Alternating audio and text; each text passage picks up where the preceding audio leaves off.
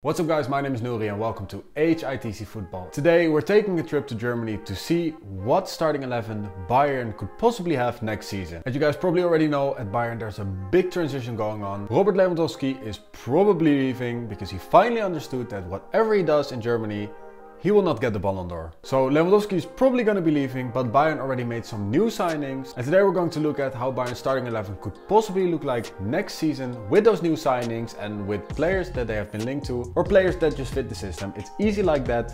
Let's get right into the video. Starting off in goal, and although a lot of things are changing over in Munich, this one will stay the same. Because Manuel Neuer is still an amazing goalkeeper, although he's 36 years of age, but who cares? Because if you're as good as he is, why would you need replacing? And we all know Manuel Neuer is one of a kind. His sweeper keeper style is just absolutely amazing. And he's been at Bayern for years and this is not gonna change. This year Neuer played 28 times, he conceded only 26 goals, so less than a goal per game, and he kept 10 clean sheets, so who else would be a better replacement for Neuer? And it's safe to say that when Bayern signed Neuer from Schalke in 2011 for 30 million, that this transfer definitely worked out, and with 2 Champions Leagues, this man has been worth every single penny. Moving on to right back, the first player in the defense, and we're immediately starting with a new player that Bayern signed just a few weeks ago. It's obviously going to be the Moroccan right back Nuri Mazraoui, and since I've seen every single game that Mazraoui played since his debut for Ajax, I think I know what Bayern Munich fans can expect. In all fairness, when the news broke that Nuri Mazraoui was not going to extend his contract and he was gonna let it run down to join another club, I was pretty devastated because I immediately knew it's not gonna be easy to replace this guy. In Ajax youth setup, Mazraoui played almost in every single position. He played in midfield, and it's definitely visible because Mazraoui is incredibly skilled for a right back. Defensively he's quite solid, but his talents really show when he helps out in attack. At Ajax he sometimes played as a midfielder, sometimes he even ended up as a striker, scored some goals, scored very important goals. For example, the winner against PSV this season, which was a very important goal in the race for the Eredivisie title. And for all the Bayern fans, you can be excited because the partnership of Mazraoui with the other left back, who we're going to talk about a little bit later, is going to be very exciting. It's going to give you guys a lot of assists, so the striker in this team is going to be a very lucky man. Our first center back is going to be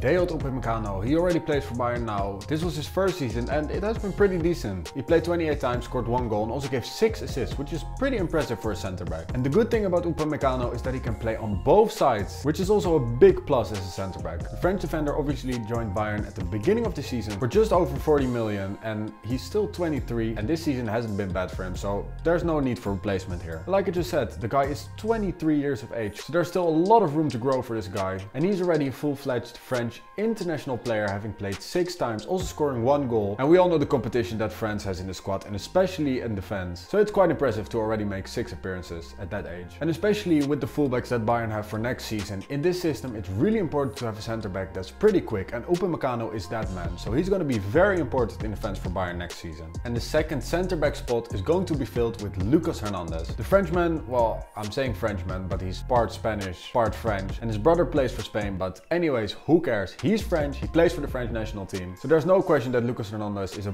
pretty good defender. And not only that, he's versatile as well, because he can play on the 2 center back positions just like Upamecano, but he also can play a left back if Bayern somehow get a lot of injuries. I think that Lucas Hernandez should be a starter for at least the season, but especially because of his versatility and because he's a decent player, but also because of the insane fee that Bayern paid just a few years ago when they paid 80 million to Atletico Madrid in 2019. Jesus Christ, that's a big fee. And just like Upamecano, he still has a few years left on his contract, so I think that this French centre-back partnership could be perfect for Bayern. Moving over to left back, and obviously who else could it be than Alfonso Davis? The Canadian defender is one of the biggest talents in world football and he can play everywhere on that left hand side. He's rapid quick, he's still 21 years of age, and Davies is definitely hoping that he can make a big comeback next season, as he only played 57% of the minutes this season as he was out with a long-term injury. And with a market value of 70 million, which is most likely gonna rise if he has yet another great season for Bayern, there is no need to replace him whatsoever, and Bayern should probably hold on to this guy. Moving on to midfield, and we're going to start with 2 defensive midfielders, and the first one is going to be Joshua Akimik. The 7-time Bundesliga winner still has a contract until 2025, and there's no way that Bayern is going to sell him. And for years, Kimmich has been consistently one of the best midfielders in the entire world, as he's also one of the first on the team sheet for the German national team. 28 appearances, 3 goals and 12 assists is absolutely insane for a defensive midfielder. And just like the centre-back partnership partnership. This is a reoccurring thing in the Bayern squad apparently. This guy is also super versatile because he can play it in a defensive role, he can play in a more attacking role, and he can also play at right back. So Akimik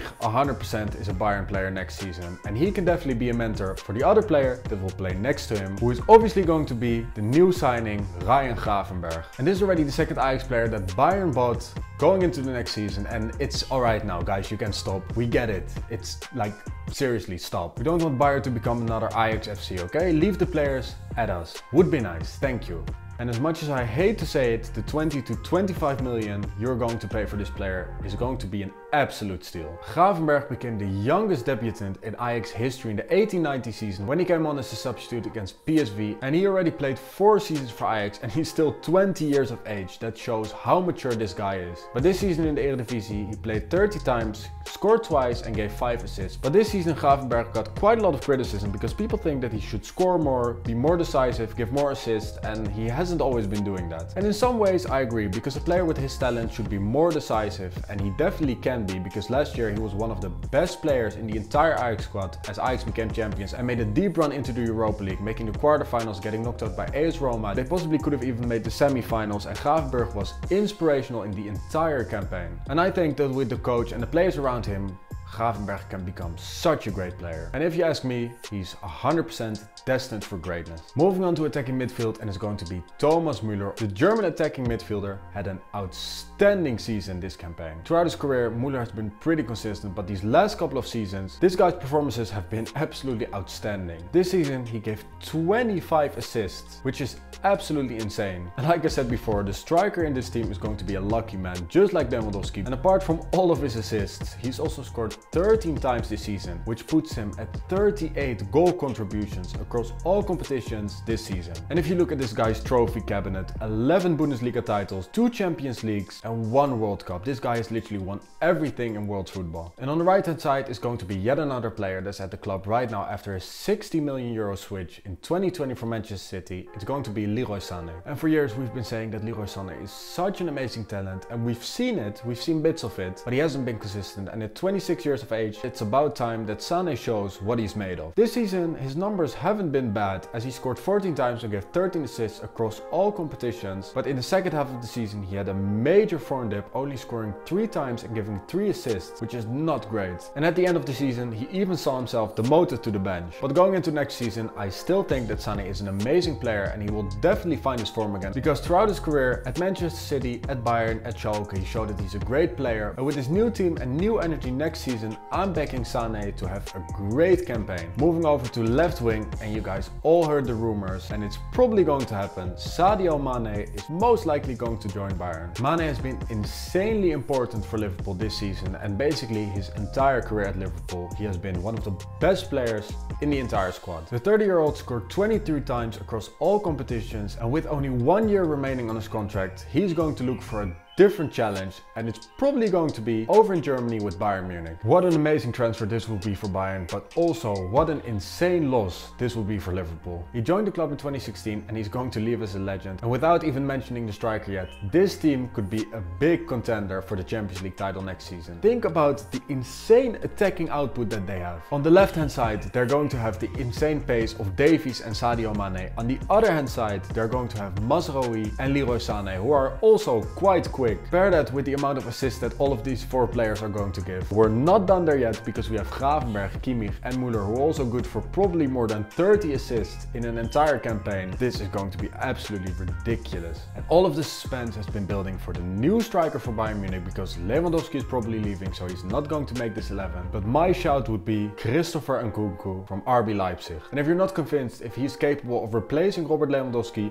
just look at his stats from this season. This guy scored 35 times and gave another 20 assists, which means that this guy had 55 goal contributions in the entire campaign. And at 24 years of age, I think that he has the potential to fill Robert Lewandowski's shoes at Bayern Munich. It's not a secret that this has been the season where Nkunku finally announced himself as one of the world's best strikers in the entire game. And like I said, 35 goals across all competitions, but throughout the entire season he has been an assist king, consistently performing with the best assisters in the entire world. And the 13 million that RB Leipzig paid PSG for their academy product is nothing compared to the fee that they're going to receive this summer if he moves clubs. And apparently Manchester United is also very very interested in the player, so if Bayern want to get him, they need to act quick. So guys, that's it. That's Bayern's possible 11 for next season with some new signings, a new face, no Lewandowski. That takes time to get used to. So guys, let me know in the comments down below if you agree with this team. If you heard some rumors of players that could possibly join Bayern next season, let me know down below. Be sure to like, share and subscribe,